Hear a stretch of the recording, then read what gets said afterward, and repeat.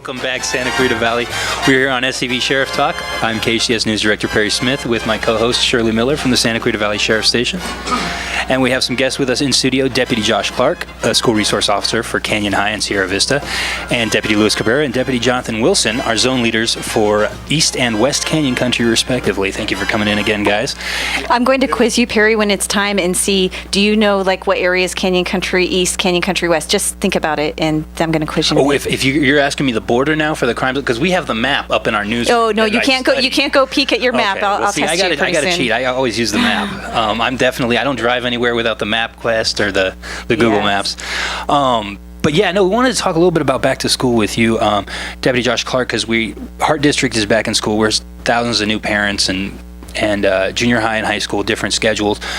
You see some things, I would imagine, every year, that tips we can give to parents, things their kids should know and things that they should know as parents for their kids going back to school. Can you share maybe some of those with us as far as guidelines as a school resource officer? Yeah, you want to talk about the as far as just stuff that I see as far as crimes? What do you see that brings the kids to the student responsibilities? What was the term you used the other day? Yeah, at Age High School we have the Student Responsibility Center, SRC, and that's where kids are sent up every day for discipline, and that could be as minimal as a dress code violation up to me potentially making an arrest for contraband or narcotics on school grounds, or maybe even a weapon. And every high school has that, the Student Responsibility Center, and each day the administrators will rotate and be in there with us. So you'll have an assistant principal in there every day with you, and they rotate Monday through Friday. And that administrator day is responsible for all discipline and any issues coming up inside the SRC. Do you generally try to keep the disciplinary issues, you handle them on campus and keep it to? We try to. Most of the stuff we will try and work with the kids. We'll try and work with the family. But if they are bringing any illegal contraband onto school grounds, such as alcohol, drugs, I'm guessing there's certain policy that dictates how you have to handle that. Yeah, right? And that's where I will have to step in, and unfortunately for them, most likely make. We don't use the term arrest with juveniles, but make a detention and then transport them to the station. And one thing that you had mentioned too that I didn't know about, I don't know if this is a new resource, but it was new to me, was the text to tip line. I think that's an incredible resource. And how does that work exactly? Is it a different number for each school?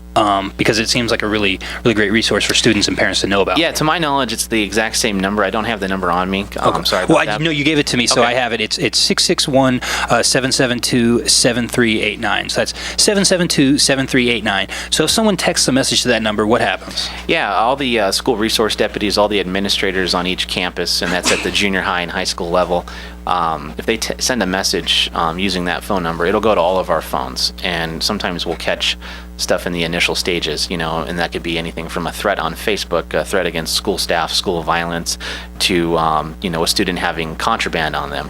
And what's nice about that tool is it gives us a heads up, and we can stop a problem before it starts itself. Right, and just to clarify that number is strictly for use within the school district.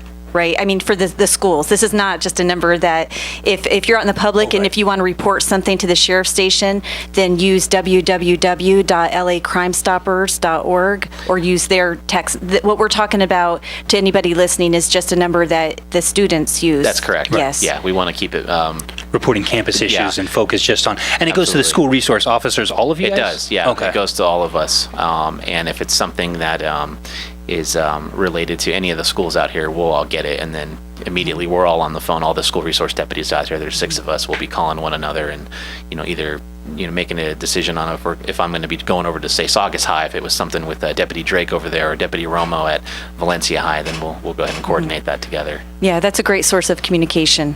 So again, that's 661-772-7389. And that's a student, like say a student at Hart High School can call that number too. That's not just for Canyon High. They don't have separate numbers. It's one number for the district. To my knowledge, it is one number. And again, this is anything from students having a friend that feels some sort of depression or anxiety in their life, and they want to talk about it, and they feel like they're not getting the help that they need from a parent or a school counselor. We've gotten messages like that, and we'll pull a child in and realize, oh wow, I'm glad we caught this, because this child unfortunately had every intention to go home and self-harm or something like that. So it's a good tool not only for so not just preventing crime, but from preventing potential suicide. Right. And one of the other things you mentioned as far as with discipline and rules with respect was dress code violations. You see those a lot. In the do. first, Yeah. I would imagine, especially in the first couple weeks of the year, as kids maybe are transferring in from other areas or just starting now the new junior high school rules. What is the... Some of the stuff we see as far as the boys would be like inappropriate shirts with maybe like a model, like a female model on the shirt, or some sort of like narcotics. Can't imagine those high school boys. Yeah, yep. Hats with maybe a marijuana leaf on them, anything referencing guns or violence. Or alcohol. Alcohol. And then some of our young ladies, wearing shirts that their stomachs will be shown, or wearing extremely... No midriff, right? Yeah, no midriff, wearing revealing clothing and whatnot. We don't want that on campus. And as far as the William Hart School District, those rules, those policies are enforced at every high school. So if they're coming up, and junior high, anything within the district. So if they're coming up from junior high, they should know the rules. Right. It I would don't be the think they same, can yeah. wear like ripped jeans of any sort either, like nothing with like holes in it.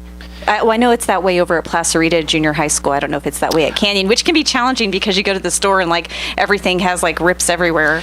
Yeah, there's a lot of interesting styles out there, but we want to look out for these kids. We don't want keep the focus on learning, keep yes. the focus on education, nothing Yes. distracting. Absolutely. Now we are Facebook Living this, so for our internet audience. Oops, forgot to tell you guys that. No. Oh man! So we had a question somebody submitted to us on the page, and if one of our deputies from the Canyon Country East or West could field this one, somebody had asked us, "How do you stop internet stalking?" So. If someone calls in from the sheriff's station and has a question about that, Deputy Wilson or Deputy Cabrera, how would you go about addressing the concern? Well, you would go to the house and you would talk to the possible victim and ask what's going on, see if you can see any kind of anything that they're talking about, anything on the internet or whatever they're getting, text messages, anything like that, and try to determine if it meets the elements of the crime for stalking or for annoying or harassing phone calls or anything like that, because it varies on a felony or a misdemeanor. So a lot of people will get confused and say I'm being stalked, and it can be something completely different. So we have to determine what kind of element of the crime is being happening, and then we'll take a report or try to help out as much as we can. If we can, make an arrest. You have to remember that if it's a misdemeanor not committed in our presence, we can't make an arrest. It has to go to a detective. If it's a felony, then we can do some follow-up and try to make an arrest if we can. And that's a lot of, sometimes we get people who don't maybe understand how that works, how the system works, and they say, I called them and there wasn't an arrest or something like that. So what's happening, though, is that if I'm a member of the public and I call in with that concern, internet stalking, so I'll call 661-255-1121. I'll call into the sheriff's station, and then you guys will come out and then basically assess the situation and then determine what's the next course, right? Yeah, exactly. So we would take a report. If it's a misdemeanor, we go to detective, and they will do a full and complete investigation on that until it closes out. Sometimes we get calls about a child saying that I'm being bullied or something on Facebook. We'll still try to contact school resource deputies or do anything we can. We're not just going to walk away. We're gonna do everything we can to try to help people out with internet stalking or annoying, harassing phone calls or just being bullied online or anything like that.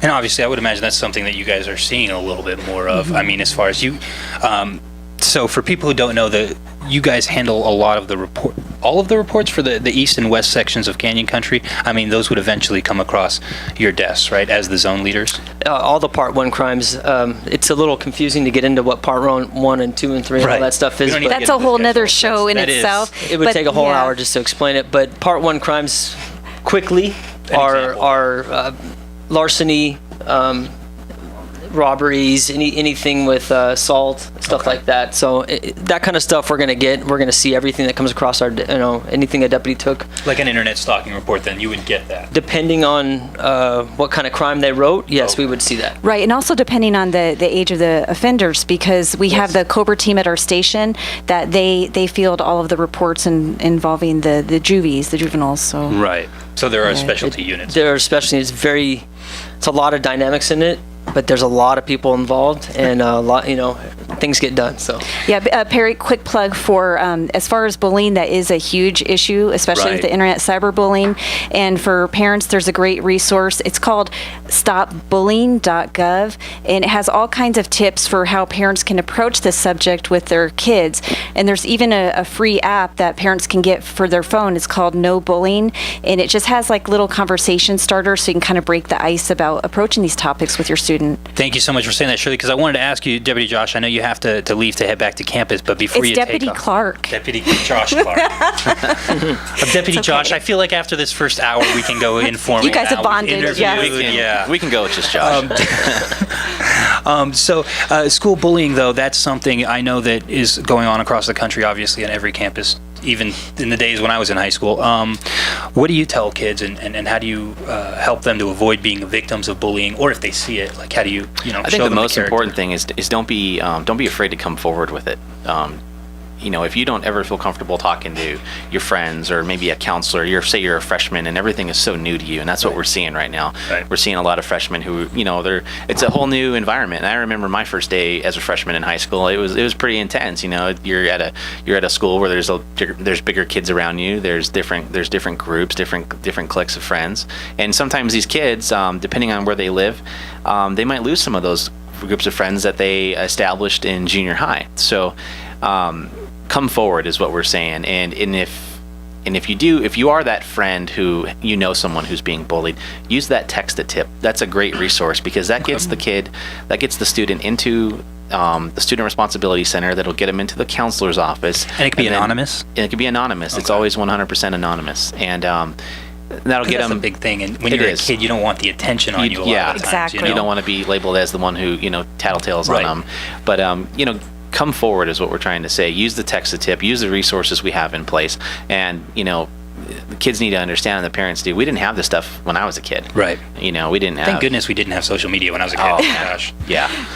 But no, come forward and then let us investigate it. And there are penal code sections in place for bullying, for cyberbullying.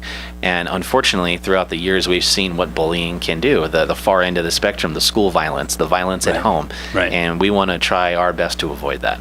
Awesome. Well, thank you so much, Deputy Josh Clark. I really appreciate you stopping by and Thank taking you. Thanks for the having me. time to have some information and share that. And again, the text to tip line, I want to share that for the kids out there because it's just a fantastic resource. 661-772-7389. If you have a concern about yourself or a fellow student, or maybe about a teacher with an issue, anything going on campus, you Not can, because you got like a F on your math Right, exam. not because you're upset with your grade, but Right. like if you have a legitimate campus safety or security concern, Yes, absolutely.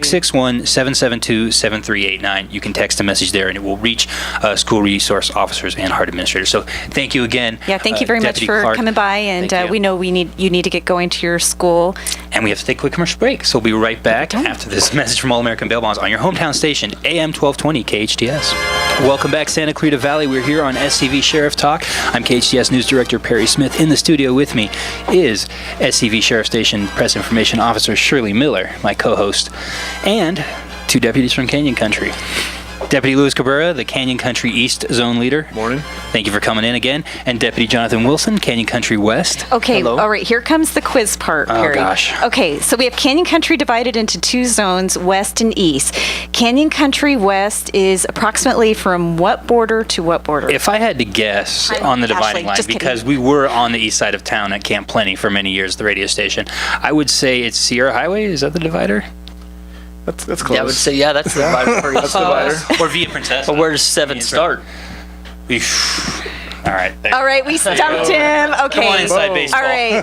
Okay, so Deputy Wilson, you handle Canyon Country West. Where approximately are your borders, like for Canyon Country I West? border with Zone 4, which is Saugus, so it's approximately where the old Speedway was, where the Saugus Speedway is. Okay, where the swap meet is Yes. on. Right around that area right there. is So where the it starts. Saugus Speedway is in Canyon Country. That's what you're telling me. It's weird. It's a I line. know. It's an a imaginary fine line. We always had to laugh about that when we go down to the Saugus swap meet. So it runs from there to approximately Sierra Highway. Sierra highways are split between 7 and 8.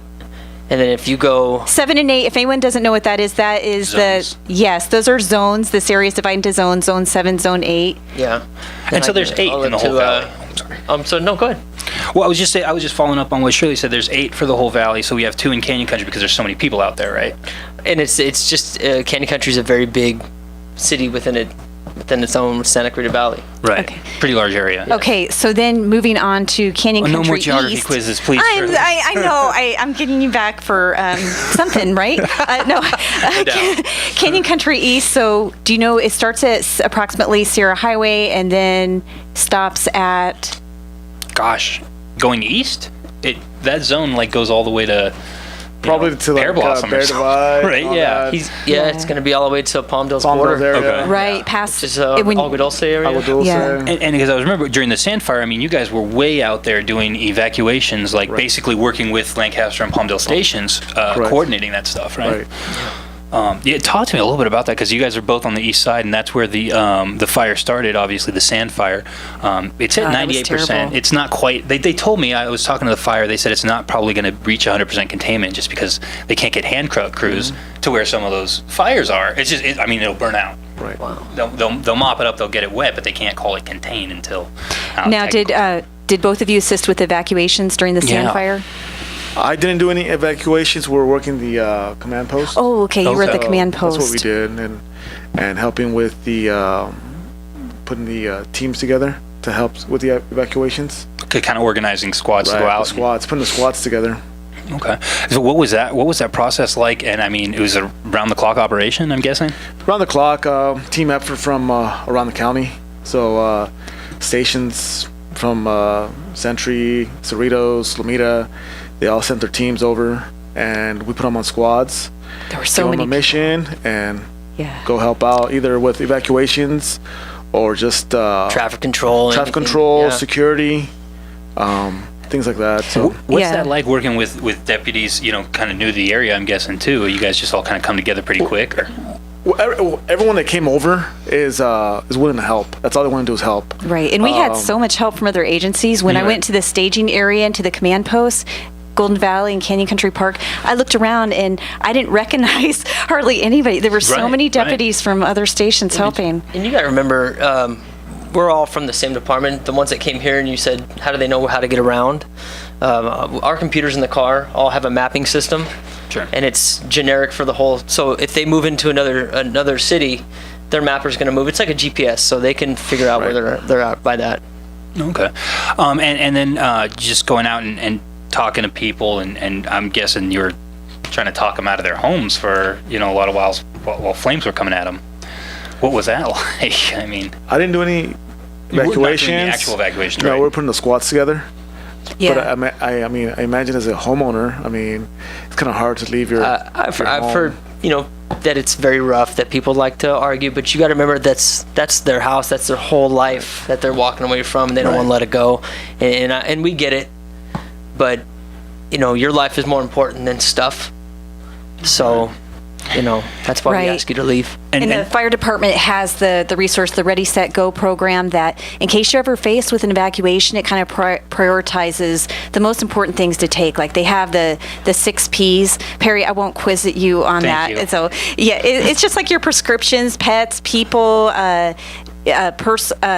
what else is it? Plastic, which would refer to credit cards and money. It can all be found online if you look up Ready, Set, Go program. And just to follow up on that, there will also be a thank you event for the fire and the sheriff and emergency personnel who are responding for the Sand Fire. So a thank you for you guys. If you can make it, of course. You're welcome 3 to 5 on August 27th before the last concerts in the park at Central Park. We've just been overwhelmed with people saying, how can we thank these guys for all their The community has been so generous. They've showed so have. much support for the first responders. So the city put this together with KHTS and the Emergency SCV Disaster Coalition, basically getting an opportunity to thank first responders. So from 3 to 5 for that show, if you're welcome to come out and show your appreciation, or if you have a badge or you were a firefighter, you're welcome to come down there and just be thanked. I'm sure. No, it'd be nice. Yeah, no, I'm not saying like why someone think of it. I didn't mean like that. It was pretty air conditioned during the fire for here, so I was okay. Yeah. So last week we released the NICSOLs, the crime prevention reports for Right. the different zones, and I don't know if you noticed, but there were some incidents of road rage that occurred over in the Canyon Country East area. And we were just talking about, Shirley, this is certainly not something that's Right. exclusive to Santa Clarita. If you Google road rage, you'll see it across the map, across the country right now. It's going on. It's an issue. But We had that notable one. I'm sure everybody in Santa Clarita heard about the one where the woman was driving in her family on Soledad, and she went to clean her windshield, and apparently some of the washer fluid kind of sprayed over on the other car, and he got so angry he pulled up alongside and then brandished a firearm shooting at her tires. I mean, that story went national. that escalated. It was just- so beyond right. the national realm of like, how did this happen? Yeah, and I think That people that's were the like, reason I why don't it believe went this story. I don't national. believe- It's like, well, It was no, just the happened. That reaction. happened. Yes, I mean, people, they get mad when they get cut off in traffic or all of that kind of stuff, Right. but and you just lose your cool. I mean, come on. insanity, like washing your windshield. We all get upset. We all want to honk the horn, but I mean, that's just obviously way Right. beyond. And I don't know what was going on in the assailant's head, who's pulling out a gun and shooting his head, but obviously he She still got his saw it. brand new car wet. Ugh, yeah. Really, Oh my gosh. it's unbelievable. Now there were also, Deputy Cabrera, 2 other incidents reported last week There's 2 other incidents that people didn't really hear about because the other one was just so crazy. I think if you find yourself in a road rage incident, if you're the victim of it and you have an aggressive driver, I think you should drive somewhere public, maybe a parking lot of a grocery store, restaurant, coffee Sheriff shop, station, parking lot. sheriff station if it's nearby, fire station, where there's people and try to Witnesses. avoid witnesses And- try to avoid that aggressive driver. And don't forget, you can call 911 while you're driving. We're going to go ahead and waive the ticket on that one. Yes. Right. Just stay on you're the in phone with danger. us. Hey, I got a Right. guy following me. I'm driving down this street. I just passed this street. He's in this kind of car. How many occupants are in the car? And we're going to send units, code 3 over to you, I'm pretty sure, and we'll be there really quick. Right. And anything else as far as like things you can tell someone to kind of de-escalate the situation or to avoid, escalating it further? Some things you've seen from maybe the reports and If you can, deviate from your route. I mean, if you have to Okay. make a left somewhere or right somewhere to get away from the aggressive driver, that works. Don't talk back to the person because that's going to escalate the suspect and the victim. Sure. But driving somewhere where it's public, well lit, to avoid maybe that the public will scare the suspect away. Okay. But things like that. And we have, for our last segment, we have a guest calling in. We have Carrie Dower Hewitt from Santa Clarita Valley Emergency Now. Now, Carrie is a Facebook admin for SCV Emergency Now. And Carrie, can you hear me on the phone okay? I can. Good morning, Perry. How are you? Good morning, Carrie. Thanks for calling in. I'm good, thanks. Can you tell us, remind the listeners again a little bit what SCV Emergency Now is all about and what you guys do on Facebook? Absolutely. SCV Emergency Now is a community-centered, community-driven Facebook group, and we are focused on safety, prevention, and more than anything, we focus on communicating with our neighbors here in the community to get the word out. When we had the sand fire incident, for instance, we found information from legitimate streams of information from legitimate sources, and we made sure that we got that information out to our community, to our members, as fast as we could, just to kind of quell nerves, maybe Sure. to keep inaccurate information out of the stream. But more than that, it was just to be a source of communication for our neighbors. Sure, and we absolutely appreciate what you do and helping us get our stories out there, Carrie. You had, we had talked about this, like a question, from the group as far as just topics that you see discussed from some of your members. You guys have more than, was it 12,000 members now? We're just about in the SCV Emergency Now. We're close to 12,000 members, and then Knocking we've down got the door. SCV helicopters, lights, and sirens. That's another group that we've got when you're curious about what's going on in your neighborhood and you see those lights and sirens. Awesome. And then so for the question though for our deputies, what was the topic? What do you have for us this week? It's interesting. In the last week or two, we've had a lot of discussion. We're heading up to the end of summer, and there was an article released about curfew here in the Santa Clarita Valley for anybody who's, under 18 years old. We've got a bunch of new drivers out there. And we've heard a lot from parents who are concerned that their teenagers might, have a weekend job or babysitting, and they want to come home. They have to come home late, maybe after that curfew. And I don't know if you guys can clarify that curfew for our members. So how does... In any case, Sorry. if a member's got to come, if a member's child has to come home late after the designated curfew, but they're scared that their child's going to be pulled over on their way home. But our members are curious to know how this curfew policy is enforced and what the general approach is, maybe that a deputy might use when contacting a minor that's out after 10 p.m. Well, when we see a minor out after 10 p.m., the first question we're going to ask is what you're doing out. What time is it right now? They tell us, well, what are you doing out right now? And if they don't have an answer like, I just came from work, or I'm going to work, or I came from a church function, or I'm driving home from my friend's house, I'm going straight home, those kind of things don't fall under the curfew law. So if they're coming from work or to work or from a church function or any kind of function, or I just came from my parents' house, I'm heading back to my house or something like that, or my dad's house, those kind of things aren't going to get you a curfew ticket. It's when you're out at a party. We have a house party or a loud music call, and we show up, and it's a big old house party, and it's a bunch of minors in there, and it's midnight or 1, 2 in the morning. The whole house is probably going to get a ticket. So people want to make hay about these things, but really it only applies if you don't have a reason to be out. Yeah, and if in fact the law states that you have to let them drive back home, there's reasons why you can be out after 10 o'clock, and those are one of them. Yeah, going to work, church functions, stuff like that. And if it's a bunch of minors loitering in a parking lot or a park after 10 p.m., they'll probably get a citation. Yeah, what are the odds that they're supposed to be there anyways? Right. Parks closed after 10, so there's discretion for the deputy. just for the public's awareness, minors are allowed to have a job after 10 p.m. and those, that's just the way it is, and you're not always going to get harassed or ticket. You may get pulled over just to see, hey, how old are you, where are you coming from, stuff like that, because that's our job. That's what you pay us to do.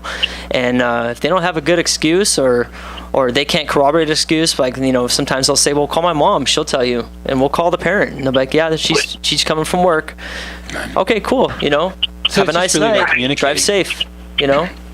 Right. Do you have any gauge on what happens when a minor does get a ticket? I know that it's a citation, but is it a monetary citation? Is it just to appear in court? Or what are they looking for specifically when you do have a minor? Do they make contact with the parents and let them know, hey, this was a violation? Yes. When we actually issue a citation for a curfew, we always call the parents. If they can't give us the number or don't want to give us the number, we'll take them back to the house ourselves, knock on the door, and talk to the parents ourselves, because we have to hand them back to a legal guardian. After that, they're going to go to juvenile court, which is in Sylmar, and sometimes it's monetary, sometimes it's community service. It's up to the judge at that point. But that's our job's done at that point. We go and we testify. This is what we saw. This is why we did what we did, and the judge will take it from there. You'll hand over. It's the same with an adult crime. You'd hand over the evidence to the district attorney, or and it's not a report or anything. It's just a ticket, and we write a little quick narrative on the back of the ticket of why we did what we did, and it sometimes it's monetary, sometimes it's not. And all of the curfews, those are handled by our COBRA team. Okay, the juvenile, specialized juvenile team. Awesome. Okay, very good. Thank you so much. I really appreciate it. That sheds a lot of light for our members that are parents. Yeah, and if you have any other questions, they can always call us at the CPU, and we can always answer their questions. Crime Prevention Unit. Very good. Awesome. Thank you so much for calling in, Carrie. Again, I really appreciate it. And SCV Emergency Now is the group, and Helicopters, Lights, and Sirens are the groups. So excellent. Thanks for having me. It's good talking to you guys again. You take care. Always, Carrie. You too. So again, that's probably something you see every year as far as questions regarding curfew or those types of questions. I imagine a common concern, because it's something that if you're a parent and your kid's getting that age for the first time, you don't really know. Yeah, and I had a job when I was 18 or 17, and I remember worrying about getting pulled over. I never did, but I always knew that I had a good excuse that I was coming from work. So What was your first job? Magic Mountain. Oh, okay. Santa Cruz Valley. Santa Cruz Valley man. What about yourself, Deputy Cabrera? My first job? Yeah. I worked at I was a banquet server at a hotel. Oh, okay. Are you from Santa Cruz Valley also? Or? No, I'm not. Oh, okay. Okay. Shirley? Oh, my first job? Oh, yeah. Working in a store called Belk Lindsay. Buck Lindsay? No, no, Belk Lindsay. I think it's out of business. It was back east. What did you do? Uh-oh. It was working at a cosmetics counter. Oh, okay.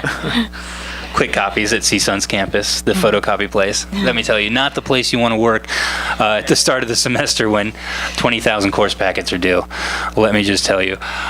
So yeah, I just want to remind everybody again, thank you for tuning in for this hour. We have the benefit coming up on Saturday, August 27th at 3 p.m. at Central Park to thank our first responders, fire and sheriff, for all of your great work at the Sand Fire. One other story that kind of came across the desk from the Santa Cruz Valley Sheriff Station, and Shirley, you posted it on the Sheriff Station wall, which was from one of our student workers who made a really nice sacrifice, I thought, recently for a family member. Yeah, we posted on our Facebook page yesterday. One of our student workers, he's 18 years old, and his name is Joshua. Anyway, long story short, he's been growing his hair out for a year. His 8-year-old cousin in Florida was diagnosed with brain cancer, and it kind of brought his attention to the issue, and he wanted to show support. And so anyway, he had his haircut this week, and you can see on the Santa Clarita Valley Sheriff Station Facebook page the pictures. Oh, he had some long hair before he cut that, huh? Yes, he did. And then Ashley, who is our other student worker, and she's here in the studio today. She was so inspired by what he did. Ashley went and got her haircut yesterday. How many inches did you? 11. She got 11 Wow. inches taken off yesterday for the same cause, to donate to children cancer patients. And that's the official name that Joshua put up here was Children with Hair Loss. Right. There's several that's cool. different charities, nonprofit organizations that do this. That's the one that he did it for. So thanks again, Shirley. Another great thank you. show with my co-host See you in Shirley 2 Miller, weeks. Santa Clarita Valley Sheriff Station. We'll be back every first and third Thursday of the month to talk about Santa Clarita Valley Sheriff Station outreach with our friends from the station. Thank you, Deputy Louis Cabrera and Deputy Jonathan Wilson, for your Thanks work for in having Canyon us. Country, Thank you. for coming down. Thank you. And we'll be back on your hometown station, AM 1220 KHTS SCV Sheriff Talk, brought to you by All American Bail Bonds.